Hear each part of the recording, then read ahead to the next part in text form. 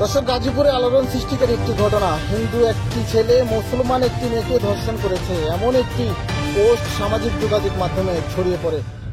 আসসালামু আলাইকুম ভিউয়ার্স, দেশ ও দেশের বাহির থেকে যারা আমার ভিডিওটি প্লে করেছেন জানাচ্ছি আন্তরিক শুভেচ্ছা অভিনন্দন। আশা করি সবাই ভালো আছেন, সুস্থ আছেন, আলহামদুলিল্লাহ। তো ভিউয়ার্স, গাজীপুরে এক মাদ্রাসা পড়ুয়া শিক্ষার্থীকে তুলে নিয়ে গিয়ে পালাক্রমে হিন্দু 3 বন্ধু মিলে তার সঙ্গে ধর্ষণের সম্পর্ক করে এবং শারীরিক সম্পর্ক শেষে তাকে নানানো ধর্মান্তরীণ করার জন্য বিভিন্ন চেষ্টা সহ ও বিভিন্ন অনৈতিক নির্যাতন তার উপরে চালিয়ে থাকে। অবশেষে মেয়েটি সেখান থেকে যে কোনোভাবে পালিয়ে এসে এবার সরাসরি সোশ্যাল মিডিয়াতে তোলপাড় আলোড়ন সৃষ্টি করলেন। তার কথাগুলো শুনলে কারো চোখের পানি আটকানো সম্ভব নয়। আসলে সনাতনী ধর্মাবলম্বী মুসলিম মেয়েদেরকে টার্গেট করেই এমন আচরণ করাই হলো তাদের মূল লক্ষ্য। এদেরকে এখনো আইনের আওতায় কেন নিয়ে আসা হয়নি, এর পেছনের মূল রহস্য আসুন কি ঘটেছিল সেখানে বিস্তারিত ওই মেয়ের কাছ থেকে জানবো। সো ভিডিওতে যাওয়ার আগে ছোট রিকোয়েস্ট করবো, যারা চ্যানেলটি সাবস্ক্রাইব করেননি সকল আপডেট সবার আগে জানতে অবশ্যই চ্যানেলটি সাবস্ক্রাইব করে পাশে রাখবেন। দর্শক আসুন স্ক্রিনে।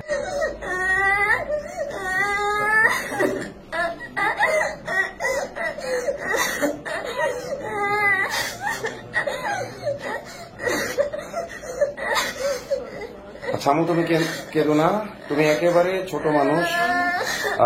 তোমার বয়স যদিও বলছে 13, আমার কাছে মনে হচ্ছে তোমার বয়স আরো কম হবে। তুমি আসলে বুঝে উঠতে পারো না ওদের ষড়যন্ত্র। আল্লাহ তাআলা তোমার ভবিষ্যৎ ইনশাআল্লাহ সুন্দর করবেন।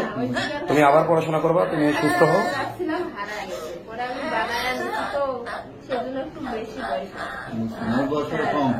না না, আসলে ক্যামেরায় আপনারা বুঝতে পারছেন না হয়তো, ও কিন্তু একেবারে ছোট মানুষ। হ্যাঁ, একেবারে ছোট মানুষ।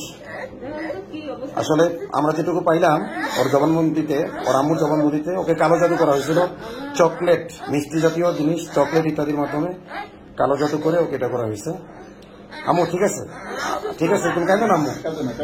আচ্ছা ওকে আপনি ভালো মতো, ঠিক আছে, তুমি কাঁদো না আম্মু। তুমি এটা ন্যায় বিচার পাবা ইনশাল্লাহ, তুমি ন্যায় বিচার পাবা, তুমি ন্যায় বিচার পাবা। আমি তোমার বাবার মতো ইনশাল্লাহ তোমার ন্যায় বিচার আমি আদায় করে দেবো ইনশাল্লাহ। দর্শক, গাজীপুরে আলোড়ন সৃষ্টিকারী একটি ঘটনা। হিন্দু একটি ছেলে মুসলমান একটি মেয়েকে ধর্ষণ করেছে, এমন একটি পোস্ট সামাজিক যোগাযোগ মাধ্যমে ছড়িয়ে পড়ে।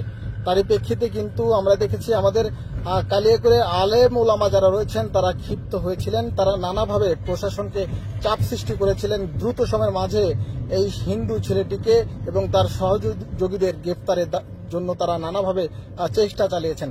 তারই প্রেক্ষিতে কিন্তু আমরা যেমনটি দেখতে পাচ্ছেন হাতকড়া পরিহিত অবস্থায় কিন্তু রয়েছে এই হিন্দু ছেলেটি। এই মূলত সেই জয় যে আমাদের মুসলিম একটি মেয়ে যার নাম হচ্ছে আশামণি, তাকে প্রেমের ফাঁদে ফেলে তাকে ধর্ষণ করেছে, এমন একটি অভিযোগ সামাজিক যোগাযোগ মাধ্যমে। যারা বিভিন্ন সময় যে কোনো সংখ্যালঘু কার্ড খেলে বিচার ব্যবস্থা থেকে বের হয়ে যায়, ওই সংখ্যালঘুর নাম করে এক মুসলিম ছাত্রীকে মাত্র 13 বছর বয়স ওর বাসায় অপহরণ করে 3 দিন ধরে লাগাতার ধর্ষণ করে। এবং এই ব্যাপারে আমাদের প্রশাসন একেবারে চুপ। সুশীল সমাজ, তারা নারীবাদী, নারীর অধিকার নিয়ে কথা বলে, হলুদ সাংবাদিক, তাদের কোনো আলোচনা নেই। এটা আজকে 3 দিন পরে আমাদের সামনে এসেছে। এর প্রতিবাদে আমরা আইবিডি সহ আশেপাশে মাদ্রাসার শিক্ষার্থীরা ধর্ষণের সর্বোচ্চ শাস্তি, মৃত্যুদণ্ড এবং কার্যকর। আমরা শুধু গ্রেপ্তারের নামে যে জুলি এলাকার নাটক দেখানো হচ্ছে আমাদেরকে, এগুলোকে বের হয়ে দৃশ্যমান রায় কার্যকর করতে হবে। আমরা চাই দর্শকের শাস্তি হবে রাজপথে, র্যাপিস্টদেরকে ওকে দেখে যেন বাকি 1000 দর্শক 100 দর্শক চিন্তা করে, 2 বার চিন্তা করে। দর্শকের পাশে যদি আমরা দৃশ্যমান করতে পারি বিচার ব্যবস্থা, তাহলে এই বাংলাদেশের প্রত্যেকটা নারী নিরাপদ থাকবে। আজকে আমাদের বড় বড় রাজনৈতিক সংগঠন, ছাত্র সংগঠন, বিভিন্ন বিশ্ববিদ্যালয় বিভিন্ন হয়েছে নতুন করে, কারোর প্রতিবাদ করতে দেখতেছি না। তাদের সবার মাথায় শুধু সামনে নির্বাচন নিয়ে গেম খেলা, কিভাবে নির্বাচনে ভোট পাবে। তারা সাধারণ মানুষের কথা বলতেছে না, সাধারণ মানুষের অধিকারের কথা বলতেছে না। এর জন্য হচ্ছে এই অবস্থাগুলো হচ্ছে। আজকে দেখেন ওই গাজীপুরে মাদ্রাসা শিক্ষার্থী না হলে যদি কোনো বাম ওই শাহবাগী হইতো, আজকে সারা বাংলাদেশকে তারা মাথায় তুলে রাখতো এবং মিডিয়ায় নিউজের পর নিউজ হতো, ইউনিভার্সিটি স্টুডেন্ট হতো। হ্যাঁ, এইভাবে হচ্ছে আমাদেরকে মুসলমান দেশে আমরাই সংখ্যালঘু বর্তমানে। আমাদের অধিকারের জন্য আমাদের কথা বলতে হবে। গাজীপুরে যে ঘটনা ঘটছে এর দায় প্রশাসন, জাহাঙ্গীর প্রশাসনের যে উপদেষ্টা আছে, স্বরাষ্ট্র উপদেষ্টা, তিনি কখনো এড়াতে পারে না। আর আমাদের যে আসিফ নজরুল আছে, আইনমন্ত্রী, আইন উপদেষ্টা, সে হচ্ছে আমার মনে হয় জুলাইয়ের সবচেয়ে বড় কালপিট। বাংলাদেশে 45 লক্ষ মামলা আছে, সে গত 1 বছর ক্ষমতা পাইছে, সে কি করছে? কত হাজার মামলা নিষ্পত্তি করছে। এই বিচার ব্যবস্থার দুর্বলতার কারণে দর্শক রেফিস্টা কয়দিন পর পর চাড়া ভাই। কিন্তু আইন করলে হবে না, আইনের দৃশ্যমান বিচার দেখাতে হবে। আমরা ওই জন্য বিচারের জন্য এখন সাধারণ মানুষ বিচার দেয় না, আল্লাহর কাছে বিচার দিলাম, এটা থেকে বের হয়। আমরা জুলাই যে আশা আকাঙ্ক্ষা, আমরা দৃশ্যমান বিচার চাই। আমরা আইবিডি সহ মাদ্রাসার সকল শিক্ষার্থী নিয়ে র্যাপিস্টের ফাঁসি, সর্বোচ্চ ফাঁসি, এবং এই র্যাপিস্টের দর্শকদের বেলায় কোন সংখ্যালঘু কাজ খেলা চলবে না। দর্শক, স্ক্রিনে আমরা সে সম্পর্কে বিস্তারিত জানলাম। কেউ ভিডিওটি স্কিপ করবেন না। এই ঘটনার পর থেকে আরও বাংলাদেশে ভাইরাল একটি বিষয়ে ব্যাপক আলোচনা, সেটি হলো রিপন মিয়া তার বাবা মাকে অস্বীকার করা ও সন্তান সহ স্ত্রীকে অস্বীকার করার পিছনের মূল রহস্যটা কী ছিল? এই সরলতার আড়ালে কি ভয়ঙ্কর কিছু, নাকি সরলতাকেই কেউ বিক্রি করে চিবিয়ে খাচ্ছে?